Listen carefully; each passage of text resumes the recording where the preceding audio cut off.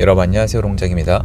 오늘 영상에서는 여러분이 지금 시장을 파악함에 있어서 좀 약간 이게 궁금하던 부분이 해소된다는 느낌을 드릴 수 있도록 영상을 촬영하는 게 목표인데요.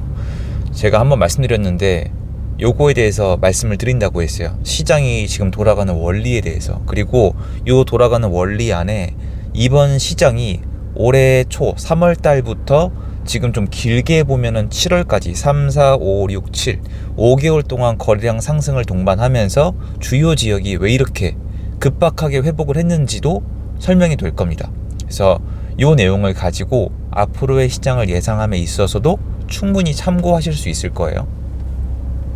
정규 20기는 지금 접수 기간이고요. 접수 기간이 이렇게 며칠 남지 않았거든요. 이렇게 엄청 오래 받지 않기 때문에. 그래서 필요하신 분들은 아래 링크를 통해서 내용 확인을 부탁드리겠습니다. 일단 지금은 이것도 이제는 시장이 오락가락하니까 의심하시는 분들이 계신데, 정말로 요거는 이제 저희 시청자분들은 또 얘기하면 제가 죄송한 부분인데 이미 다 아시니까, 진짜로 다주택자 갭 투자는 거의 없어요. 전세를 끼고 사는 사람이 있는 거랑 다주택자 투기꾼이 있는 거랑은 다른 거예요. 근데 이게 언론에서 자꾸 전세 끼고 산 사람이 나온다라고 얘기를 하니까 연동이 되는 건데, 달라요. 전세 사기랑 보증금 미반환, 이거 다른 거고요.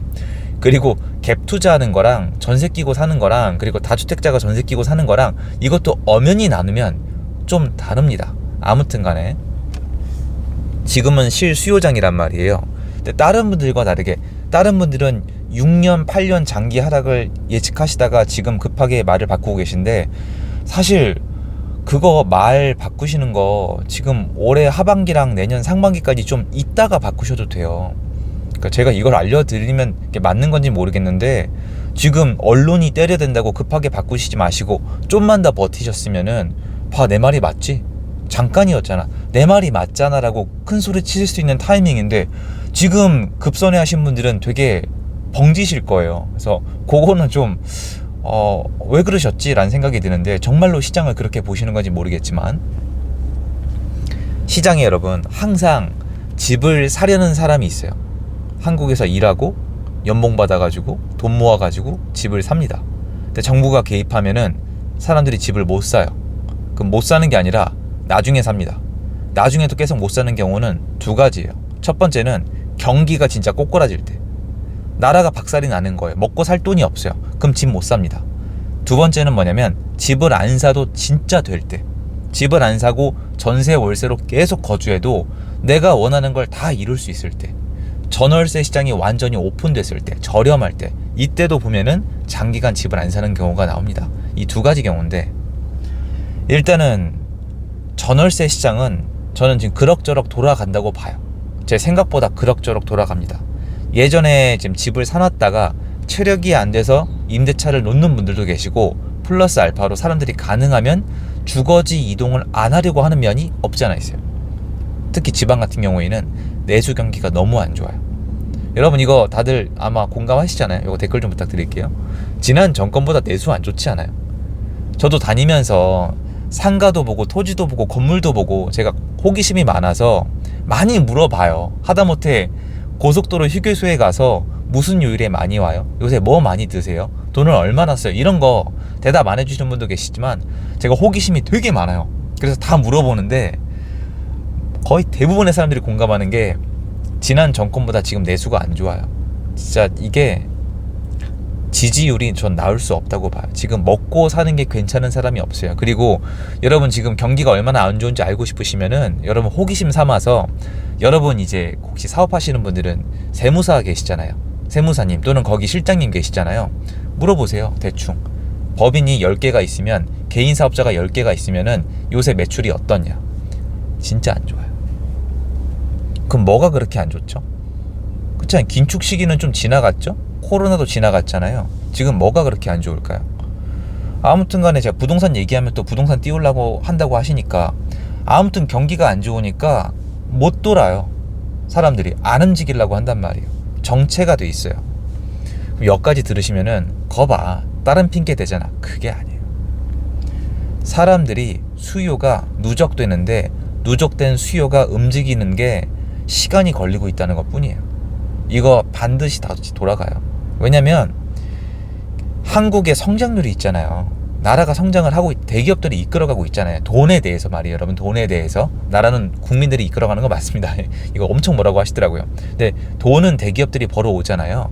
이게 계속 부채를 내고 매출을 올리고 외화를 벌어들이고, 많은 분들이 이걸 잊어버리시는 것 같아요. 한국은요, 수출 수입이 없으면요, 지금 이 상태가 아니라 나라가 거의 망해요. 왜냐면 당장 우리 석유 사와야 돼요. 그러니까 이거 말씀드리면 다 이해하시더라고요. 우리가 석유가 없어요. 석유 없으면 절대 안 들어가거든요, 이 나라. 석유 안 나오잖아요. 그럼 사와야죠. 그럼 뭐 갖다 사와요? 달러 갖다 사오잖아요. 그럼 달러를 뭘로 보냐고요. 우리가 뭐 천의 자원이 있어요, 뭐가 있어요. 그러니까 대기업들이 돈 벌어온단 말이에요. 근데 그걸 집중하면은 돈을 벌고 있죠. 그럼 월급이 나가잖아요. 그럼 월급이 모여야 돼요. 근데 내수가 안 좋으면 월급이 잘 안 모여요. 깎여 나간단 말이에요. 그리고 월세가 비싸면 이게 잘 안 모여요. 사회에 부작용이 일어난다고요. 그리고 이 월세가 임계치를 넘으면 폭동이 일어나요. 한국은 꿈도 꿀 수 없는, 제가 헛소리를 하는 게 맞는데 해외는 그랬어요. 그래서 지금 내수가 침체되고 사람들이 움직임이 느려졌어요. 그래서 이 느려짐에서 자유로운 사람들이 살 수 있는 아파트는 정고점을 찾은 거예요. 와 닿으시죠? 돈이 퍽퍽 모여요. 월급을 300 받던 분들은 돈이 안 모여요. 월세도 올라갔고 물가도 올라갔으니까. 근데 애시당초 월급이 2,000이야. 그러면 조금 덜 모일지 몰라도 모인다고요. 시간이 지났으니까. 또는 이 사람도 다른 자산이 있을 거 아니에요. 물가가 올라갈수록 같이 따라갈 수 있는. 아무튼 간에 부자들은 멀쩡하고 중산층, 중하, 서민들은 죽어나가는 거예요. 지금 이 구조는 서민들을 죽어라 해요. 대출 안 해줄 거야. 물가는 계속 올라갈 거야. 네 월급은 안 올라갈 거야. 그리고 일자리도 늘어나지 않을 거야. 이 구조예요. 부동산 얘기할 건데요. 사람들이 이제 못 나오잖아요. 그러면 이분들이 못 나오는 게 아니라 나중에 나와요. 결국엔 돈을 모아서 나와요. 월세를 못 버티고 나오던, 대출을 끼고 나오던, 다시 말씀드려요. 한국 경제가 꼬꾸라진다? IMF 때 생각하시면 돼요. 그러면 안 돼요. 그건 답이 없습니다. 저 그것까지 다 봐요. 인구수, 한국 경제 성장률, 내수시장 보는데, 여러분 그 뉴스에 내수시장 안 좋다고 나오기 전에 저는 엄청 오래전부터 수출입은 괜찮은데 내수가 박살나고 있는데 지금 이게 뭐 하는 짓인지, 국민들이 이걸 용서하고 있는 이유가 뭔지 모르겠다라고 계속 말씀드렸는데, 지금은 데이터 나와 있어요. 지금 한국 내수 박살났어요. 최악이에요. 지금 내수는 역성장일걸요. 근데 아무도 뭐라고 안 하잖아요. 월세가 올라가도 뭐라고 안 하고, 대출을 막아도 뭐라고 안 하고. 기업들은 대출 쓰는데 개인들은 대출을 못 쓴단 말이에요. 담보 물건이 있는데도. 여러분이 해외에 나가서 집을 살 때 왜 대출이 나오는지 아세요? 그거 여러 번 믿고 해주는 거 아니에요. 담보 믿고 해주는 거예요. 근데 한국은 전 세계 거의 유일은 아니에요. 독재 국가들이 있으니까요. 사회주의 국가들이 있으니까 유일은 아니에요. 뭐 쿠바도 있고 북한도 있고 러시아도 있고 중국도 있으니까 다들 뭐 괜찮게 생각하시는 것 같아요. 저는 용인이 안 되거든요. 그래서 담보가 있어도 개인을 털어요. 임대인, 임차인이 개인 간의 거래를 해도 임대인을 털어요. 그러니까 이런 식이에요. 옛날에 로베르트 피에르 그거 생각나는데요. 어쨌건 한국이 망하지 않는 이상 중산층, 중하층, 서민들은 집을 살 마음은 있지만 이 여건을 갖추는데 위에 단에 있는 분들보다 이제 오래 걸리는 거예요. 근데 문제는 수요를 계속 눌러놨잖아요. 근데 이분들이 이 정도로 눌러나면은 일단 월세 전세로 버텨요. 그러다가 월세 전세로 못 버티게 됐을 때 한꺼번에 튀어나와요. 이게 뇌피셜이 아닌 게, 옛날 데이터를 보시면은 외곽 지역 있죠. 노도강이나 외곽 지역이나 이제 그 광역시나 지방 도시는요, 상승할 때 전세가가 같이 오르든가 상승 전에 전세가 상승 구간이 있어요. 전월세 시장이 먼저 움직여요. 근데 이번에 월세 시장에서 다 받쳐주고 있는 거예요. 근데 월세 시장에 있으면 돈이 안 모이거든요. 그러니까 느리게 도는 건데, 저는 이게 흐름을, 이거 보기가 얼마나 힘들겠어요. 근데 가요. 느리지만 가고 있단 말이에요. 그러다가 한 번에 나와요. 한 번에 나오는데, 한 번에 나왔을 때 적절한 급매, 적절한 전세가 충분히 있어야 되는데, 앞단에 급매랑 급전세 낼 수 있는 사람을 이걸 소화를 시키는 게 아니라 다 망하게 하고 있단 말이에요. 아직 남아있어요. 지방에 와보면 이분들 탈출하려고 노력하고 계신데 옛날에 비해서 많이 줄었겠죠. 근데 이분들이 없는 상태로 지금 이제 시장이 또 보세요. 이분들은 못 움직이죠. 그럼 상단에 있는 분들은 집을 사다가 계속 살 수는 없어요.